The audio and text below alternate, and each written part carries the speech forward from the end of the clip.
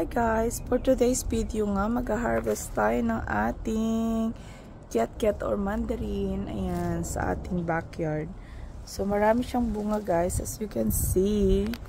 Ayan siya oh, hanggang doon sa taas. Wait lang,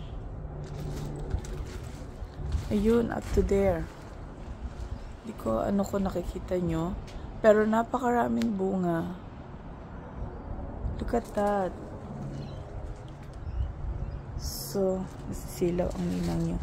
Ayan oh, ang dami niyang bunga. Ang saya-saya, may kumpul-kumpul pa. Look at that. Look at that. O diba, libre na, hindi ka na mamamalengke pa. Ayan, have a good day everyone. Ayan, ito na yung mga nakuha natin guys. Oh. Tada! Thank you for watching.